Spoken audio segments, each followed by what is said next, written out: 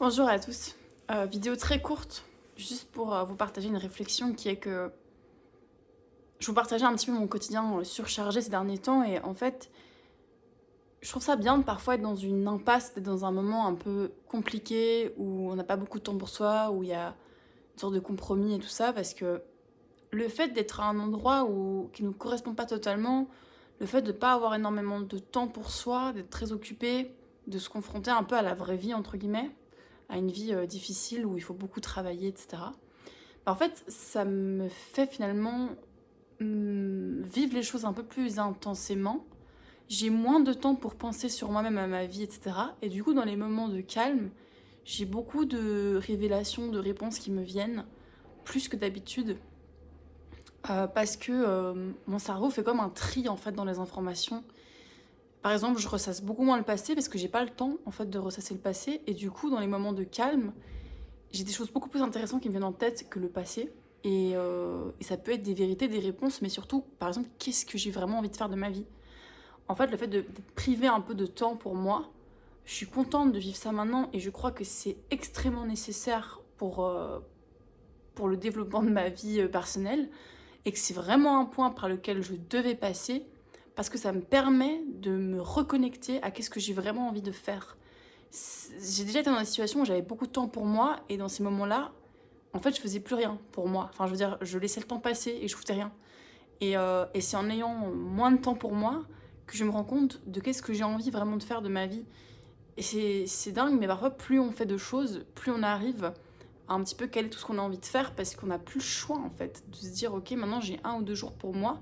Qu'est-ce que j'ai vraiment envie de faire?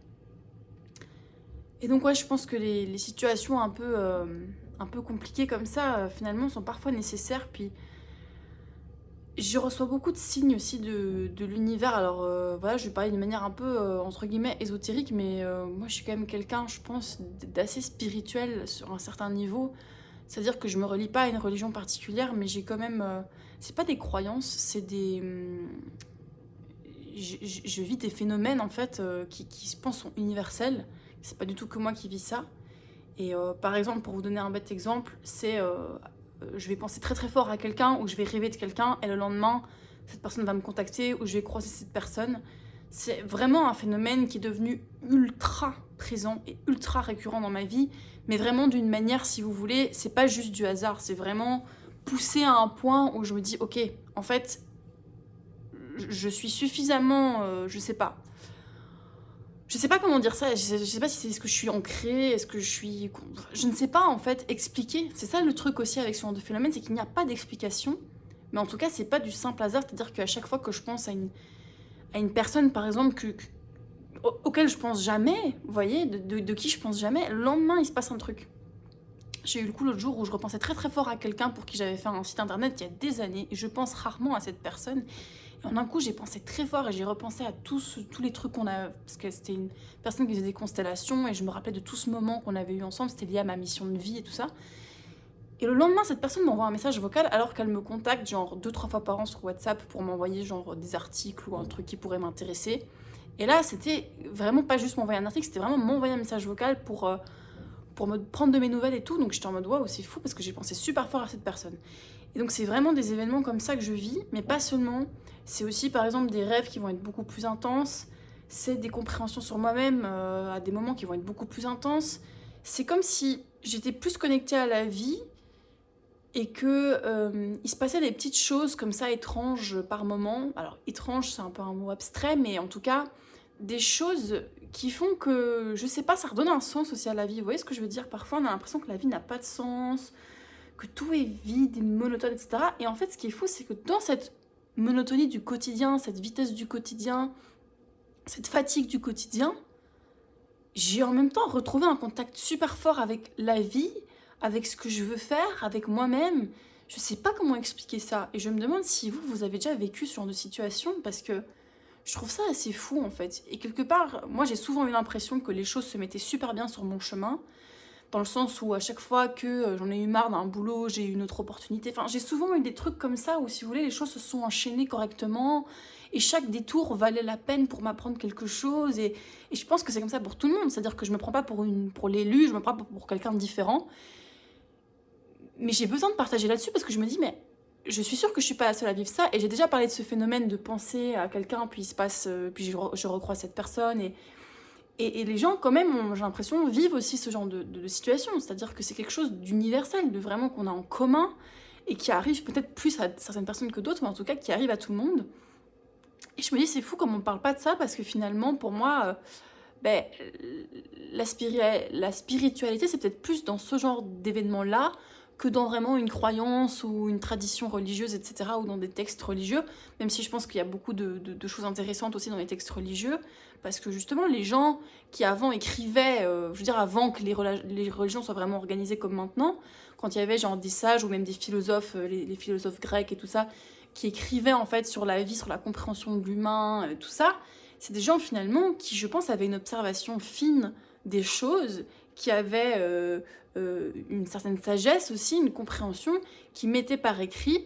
Et c'est de ces écrits-là, on va dire un peu sages, un peu profonds, etc., sur la vie, qu'on a commencé à construire des sortes de religions, des trucs qui sont... Voilà, aujourd'hui on a énormément de sectes, etc., qui se basent aussi sur des éléments vrais, sur des observations vraies, mais qui vont amplifier, déformer, créer des rituels, des traditions, machin, machin, machin. Ce qui fait qu'on se retrouve avec des sectes qui n'ont plus aucun sens, où les gens s'inventent des choses, inventent des vies après la mort, des choses qui n'en savent rien, etc. Il y a beaucoup de suppositions, de faire semblant d'être quelqu'un de spirituel. Enfin voilà, parce qu'aujourd'hui dans notre société, ben, il y a un manque de spiritualité, il y a un manque de sens. Et justement, je me dis, mais en fait, cette espèce de manque de sens qu'on a tous dans la vie, si vous voulez, genre, il est le présent en fait, ce sens. Je ne sais pas comment expliquer. C'est-à-dire qu'en même temps que notre société n'a pas de sens, je veux dire, la société du travail difficile, cette monotonie dans le travail, le fait qu'on est payé peu pour travailler énormément, tout ça n'a aucun sens. Le fait qu'il y ait plein de gens corrompus, qu'on nous manipule, qu'on nous maltraite en tant que société, tout ça n'a aucun sens. Énormément de choses n'ont aucun sens. Le fait qu'on bouffe du poison, tout ça n'a aucun sens. Mais en soi, malgré que la société qu'on a créée est crasse, malgré ça, la vie garde son sens profond, la vie continue de nous donner, de nous faire voir des phénomènes absolument extraordinaires. On peut penser déjà rien qu'à la nature et tout ce qui se passe dans la nature et tous les spectacles naturels qu'on peut observer tous les jours, rien qu'en regardant un lever de soleil ou un oiseau dans l'arbre. Enfin, je veux dire, on assiste déjà à des beautés très particulières tous les jours dans notre quotidien. Mais en plus de ça, il y a aussi vraiment des phénomènes interactifs, j'ai envie de dire, des choses vraiment au niveau de l'interaction avec les autres, de l'interaction avec les événements aussi, où il y a des choses qui se corrèlent, des hasards qui ne peuvent plus être des hasards, enfin, des choses comme ça où tu te dis, mais en fait, la vie, c'est quelque chose de vivant totalement, c'est-à-dire que c'est pas juste, on est là matériellement, il y a un morceau de terre rond et on est dessus, et c'est tout ça, c'est un hasard, et en même temps, je crois pas non plus à cette idée de créateur. Moi, je pense que la création, c'est la vie elle-même, en fait. Mais dans cette vie, il y a des choses que, voilà, certaines personnes on qualifie de magique, certaines personnes qualifient d'ésotérique, certaines personnes qualifient de mystique. On peut utiliser tous les adjectifs qu'on veut finalement, mais ces adjectifs vont dénaturer la chose parce que la chose elle-même ne se décrit pas, parce que la chose elle-même ne s'explique pas. Mais par contre, ce qui est sûr, c'est que tous, on peut assister à des choses extrêmement particulières, des phénomènes extrêmement particuliers, qui vont justement au-delà de l'ordinaire, au-delà de ce non-sens, au-delà de cette société matérielle en fait. Parce que c'est des choses qui sont vraiment, oui, au-delà du matériel, même quand on pense voilà, aux rêves prémonitoires, c'est aussi des choses qui peuvent arriver à certains moments. Mais ça m'est déjà arrivé, pas de manière très exagérée, mais ça m'est déjà arrivé à certains moments de rêver de choses qui vont se passer d'une manière un peu camouflée, mais quand même avec certains messages parlants dans les rêves. Et tout ça, si vous voulez, ça fait partie du non-matériel qui vient rajouter du sens à notre vie sans qu'on ait rien demandé, sans qu'on ait rien cherché. C'est-à-dire qu'il n'y a pas besoin de courir après la vérité, de courir après la spiritualité pour qu'elle soit là. Parce qu'en fait, elle est là. Elle est là, elle est là, elle est là quelque part. Et c'est quelque chose que je pense on vit tous.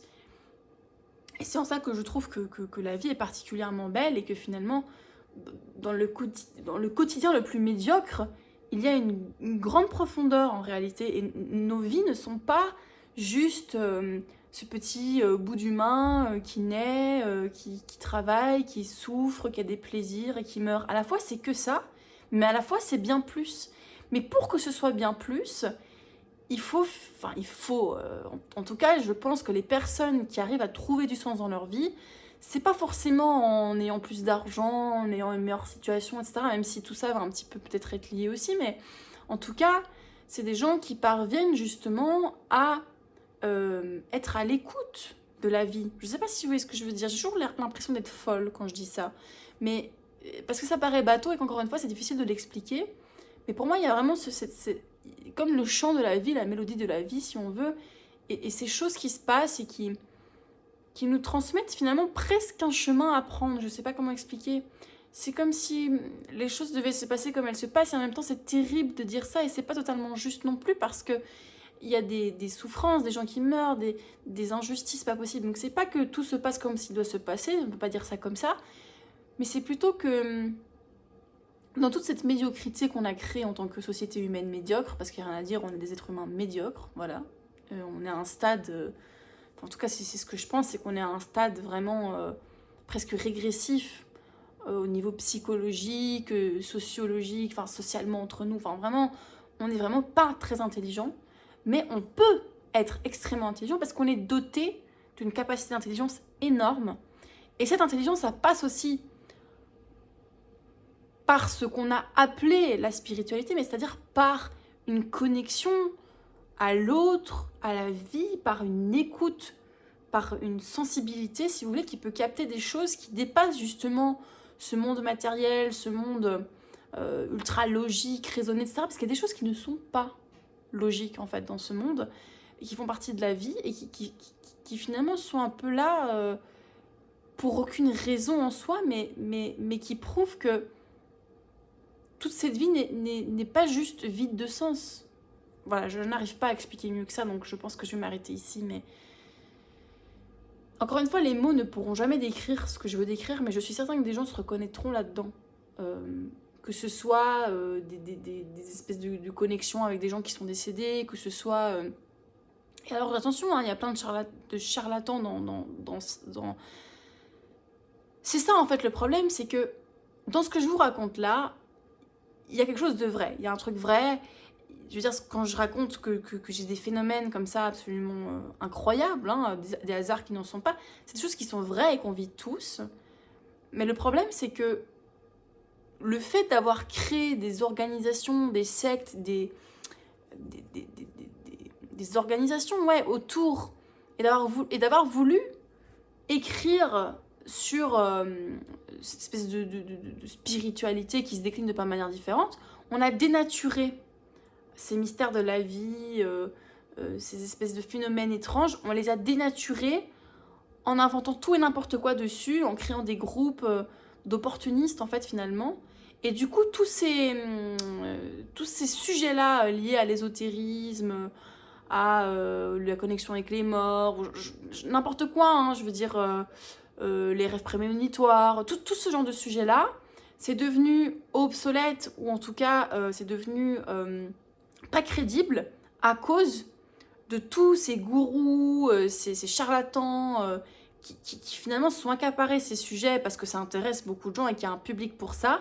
Mais il y a clairement toutes des personnes qui vont inventer n'importe quoi, qui vont mentir là-dessus, qui vont créer des groupes pour se faire de l'argent, voilà, des sessions imaginaires par exemple des médiums, je pense qu'il y en a des vrais et il y en a des charlatans.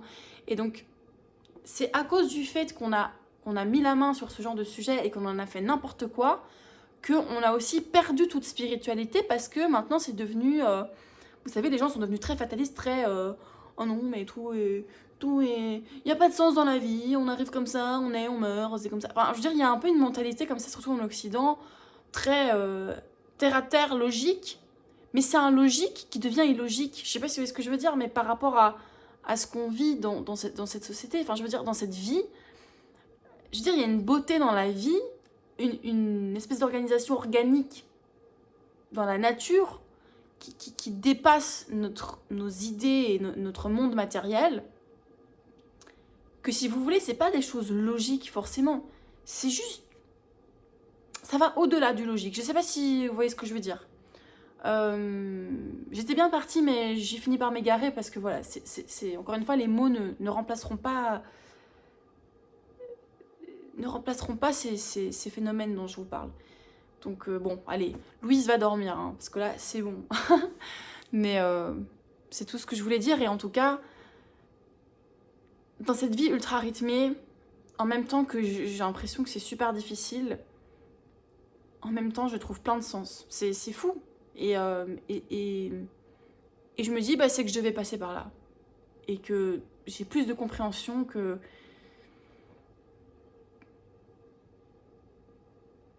J'ai plus de compréhension maintenant, je sais pas pourquoi. Et c'est que je suis sur le bon chemin, quelque part. C'est ce que je me dis. Et ça, c'est des sortes de croyances, si on veut. Mais les croyances viennent pas de rien non plus. Ça vient aussi d'observation sur son quotidien. C'est ce que je dis, c'est un logique qui dépasse la logique, en fait. Je sais pas si ça peut résonner. Sur ce, moi, je vais aller dormir parce que it's time to sleep. Et voilà, si ça peut vous parler, tant mieux. N'hésitez pas à commenter là-dessus. Et je vous dis à bientôt pour une prochaine vidéo.